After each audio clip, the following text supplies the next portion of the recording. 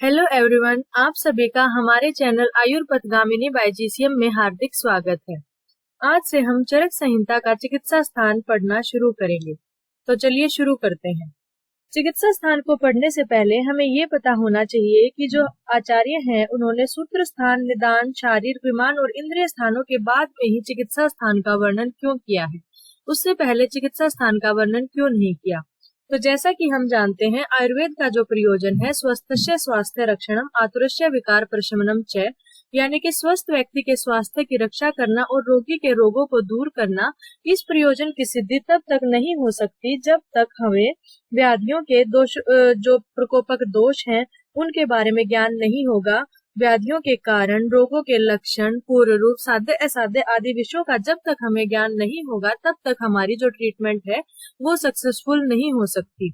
इसीलिए आचार्यों ने चिकित्सा स्थान के पूर्व सूत्र स्थान, निदान स्थान, शारीर स्थान, विमान स्थान और इंद्रिय स्थान में दोष के प्रकोपक कारण, रोगों के लक्षण, साध्य असाध्य आदि विषयों का विस्तृत वर्णन किया है और इन सब स्थान के बाद तभी चिकित्सा स्थान का वर्णन यहाँ पे किया गया है।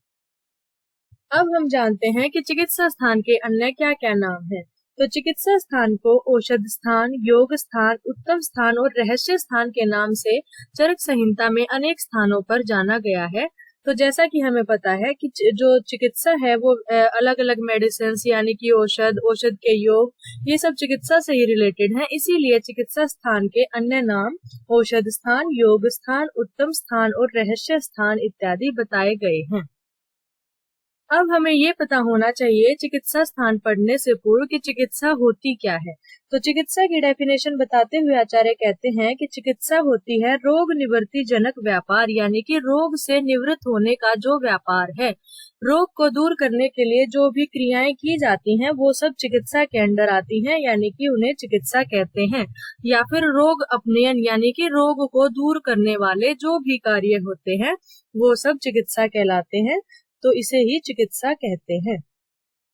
अब हम जानते हैं कि जो चरक संहिता है उसके चिकित्सा स्थान का फर्स्ट चैप्टर कौन सा है। तो फर्स्ट जो चैप्टर है उसका नाम है रसायन अध्याय। तो ये भी बात सोचने योग्य है कि जो रसायन अध्याय है वो ही चिकित्सा स्थान का फर्स्ट चैप्टर क्यों है।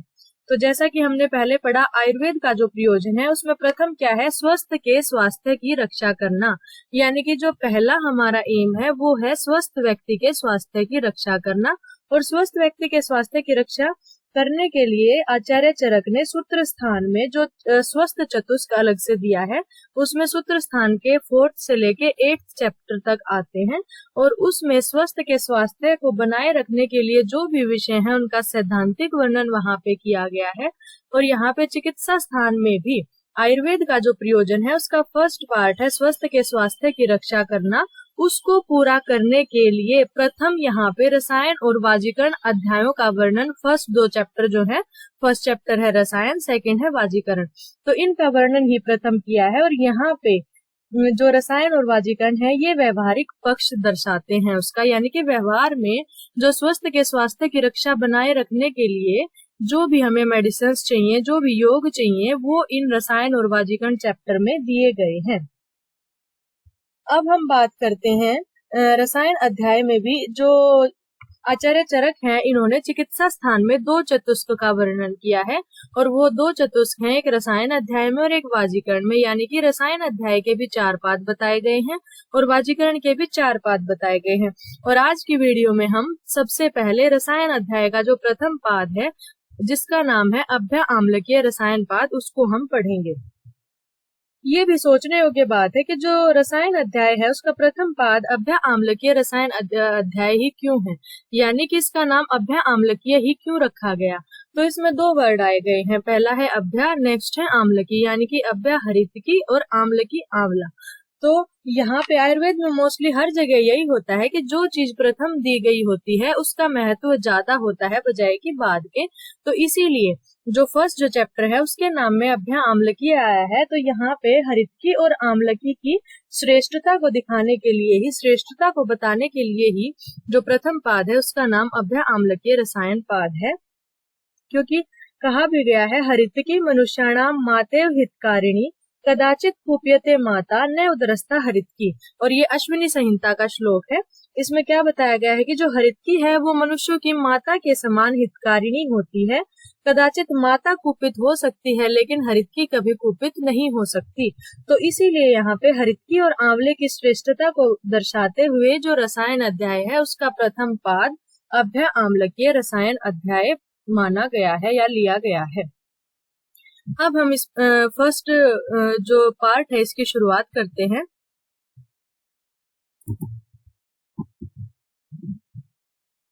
फर्स्ट जो श्लोक यहाँ पे आया है, अथातो अभ्य आम्लकीय रसायन पादम व्याख्या शामे इति हस्मः भगवान आत्रे। यानी कि इसके बाद हम अभ्य आम्लकीय रसायन पाद की व्याख्या करेंगे। इति हस्मः भगवान आत्रे, जैसा कि भगवान आत्रे ने कहा था, यानी कि भगवान आत्रे ने जैसा बोला था वैसा का वैसा हम यहाँ पे वर्णन करेंगे। अपनी तरफ से कुछ भी इसमें एडिशन या सब्ट्रैक्शन नहीं होगा। तो नेक्स्ट श्लोक की बात करते हैं, भेषज के पर्याय। तो भेषज के पर्याय जानने से पहले हमें ये पता होना चाहिए कि भेषज कहते किसको हैं। तो भेषज किसको कहते हैं? रोग भयम जयति इति भेषजम। रोग भयम जयति इति यानी कि रोग के भय को जो जीतने वाली होती है उसको कहते हैं भेषज। और उसी भेषज के यहाँ पे हम पर्याय पढ़ेंगे। तो भेषज के पर्याय बताते हुए आचार्य कहते हैं, चिकित्सितम व्याधिहरम पथ्यम साधनम औषधम प्रायश्चितम प्रशमनम प्रकृति स्थापनम हितम विद्यात भेषज नामानी। यानी कि ये सब चिकित्सित, व्याधिहर, पथ्य, साधन, औषध, प्रायश्चित, प्रशमनम, प्रकृति स्थापन और हित, ये भेषज के पर्याय बताए गए हैं। तो सबसे फर्स्ट है चिकित्सक। चिकित्सक यानी कि रोग को दूर करने वाला, उसे चिकित्सित कहते हैं। व्याधिहर यानी कि व्याधि का हरण करने वाला जो होता है उसको व्याधिहर कहते हैं। नेक्स्ट हम बात करते हैं पथ्य। पथ्य यानी कि पथि हितम पथ्यम, जो पथि के लिए हितकर होता है उसको पथ्य कहते हैं। और पथि किसको कहते हैं?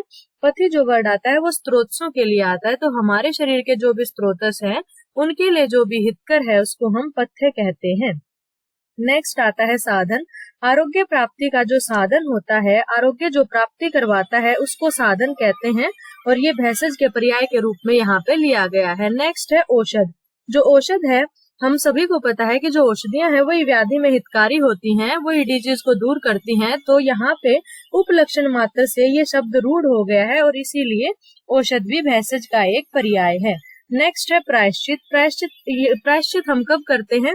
जब हम कोई पाप कर्म करते हैं तो उन कार्यों को करने से जो दुख यानी कि रोगों की उत्पत्ति होती है और उन रोगों को दूर करने के लिए, उन दुखों को दूर करने के लिए जो भी कर्म किए जाते हैं वो प्रायश्चित कहलाते हैं।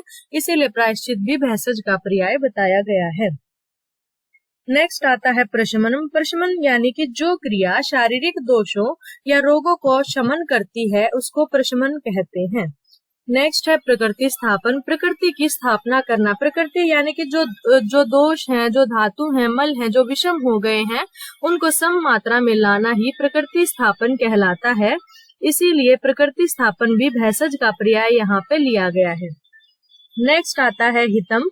हितम यानी कि जो हितकर होता है, जो लाभकारी होता है, हमारे शरीर के लिए जो भी लाभकर होता है, जो भी हितकारी होता है वो भेषज होता है। तो इसीलिए भेषज का पर्याय यहाँ पे हितम लिया गया है।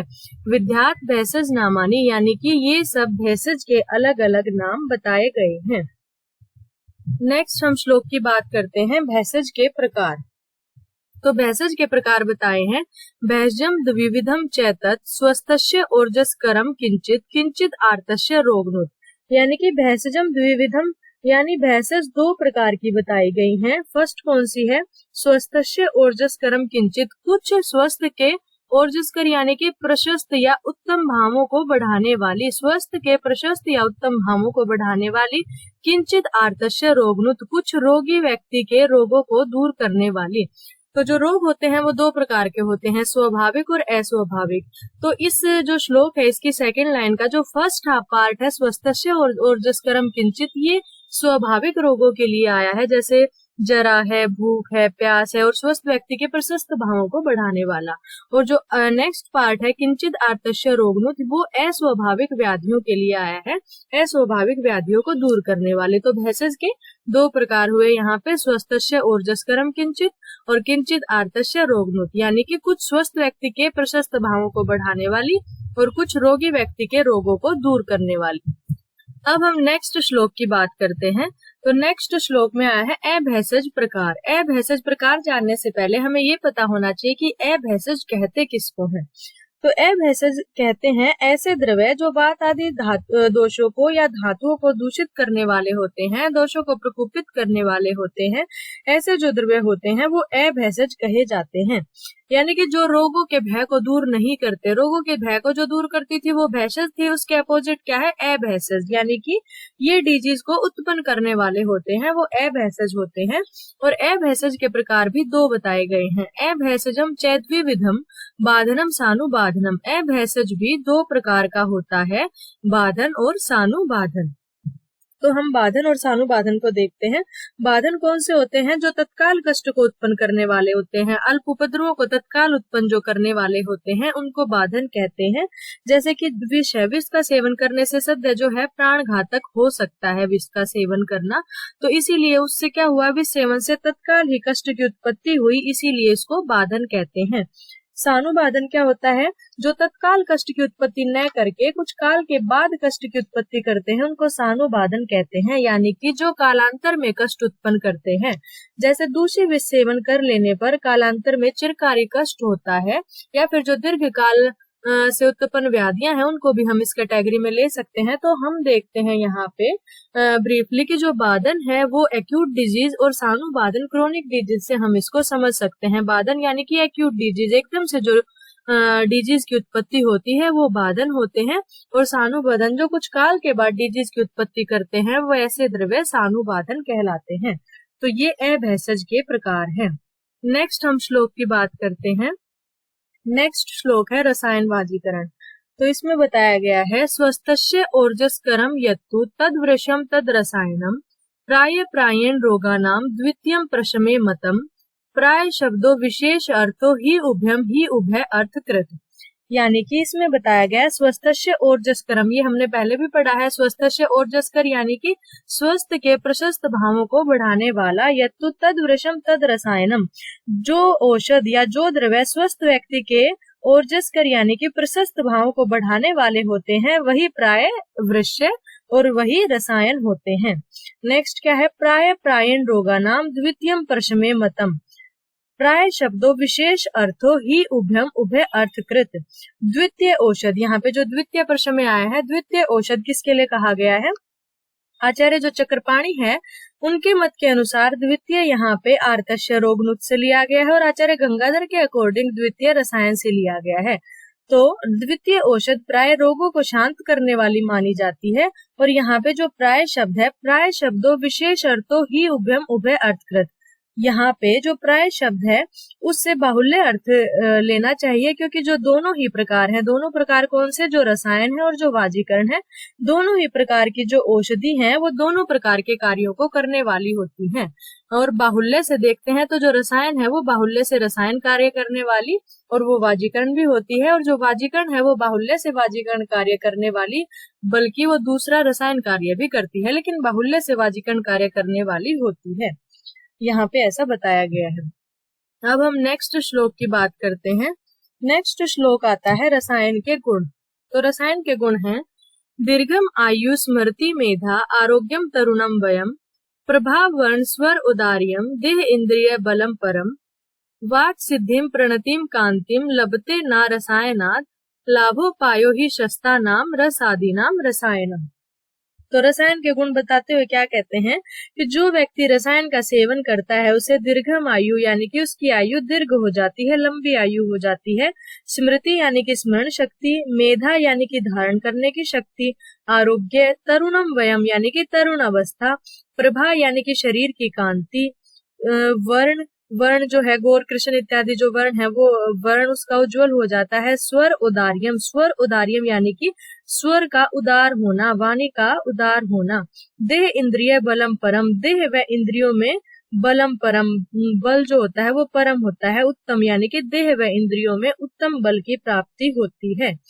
नेक्स्ट है वाक सिद्धिम प्रणतिम कांतिम। वाक सिद्धि यानी कि जो वाक यानी कि बोलना वो सिद्ध हो जाए, यानी मनुष्य जो भी कुछ कहता है वो सिद्ध हो जाता है, सत्य हो जाता है।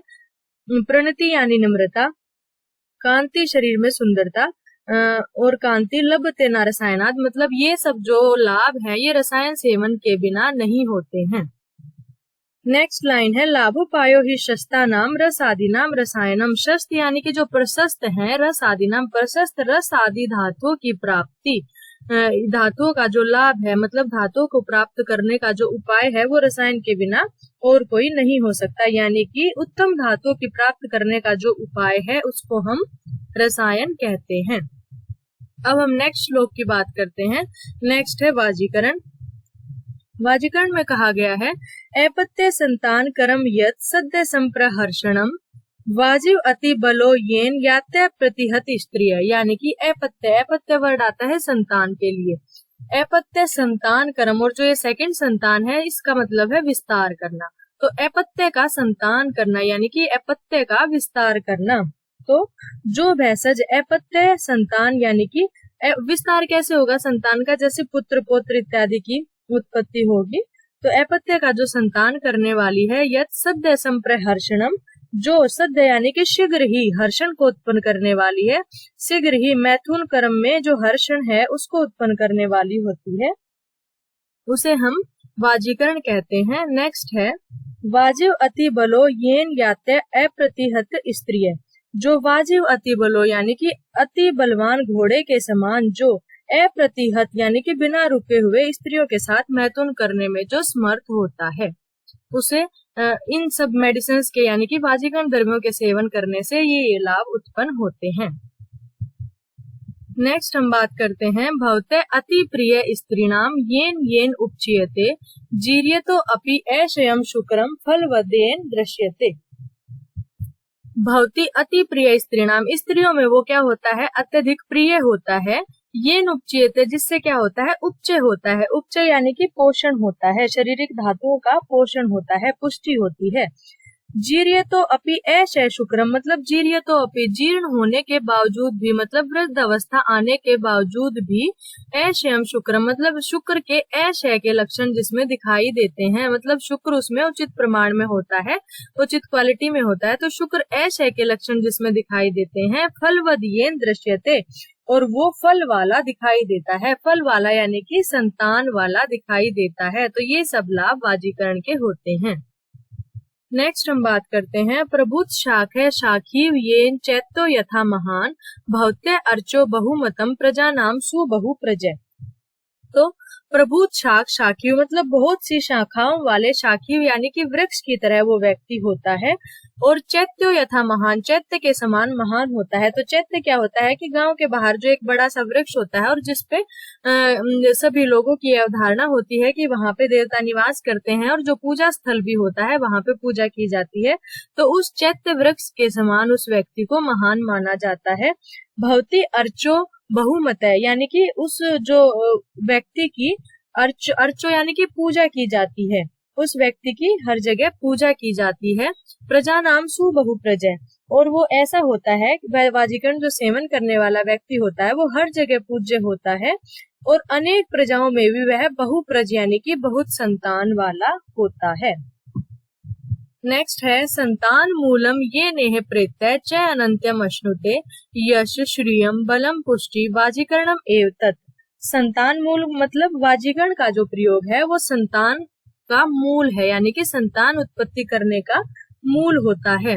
प्रेत्यचय अनंतम अश्नुते, और ये नेह प्रेत्यचय अनंतम अश्नुते यानी कि इसके द्वारा जो व्यक्ति है वो मृत्यु के बाद भी संतान होने अत्यधिक संतान होने की वजह से वह अनंत सुख को प्राप्त करता है। कौन से सुख को प्राप्त करता है, यानी कि मृत्यु के बाद जो भी संस्कार होते हैं, जो पिंडदान होता है, जो पितृदान होता है, वो सब उनकी संतान उनका अच्छे प्रकार से करते हैं। इसीलिए वो व्यक्ति मृत्यु के बाद भी संतान मूलक अनंत सुख को प्राप्त करता रहता है। और इन औषधियों के सेवन से यश की प्राप्ति, प्रसिद्धि की प्राप्ति, श्री यानी कि सौभाग्य या लक्ष्मी की प्राप्ति, बलम यानी कि उत्तम बल और पुष्टि धातुओं की पुष्टि वाजीकरणम एतत् वाजीकरण के प्रयोग से होती है। यानी कि वाजीकरण औषधों का सेवन करने से यश, श्री, बल और पुष्टि प्राप्त होती है। आज की वीडियो में हम इतना ही पढ़ते हैं।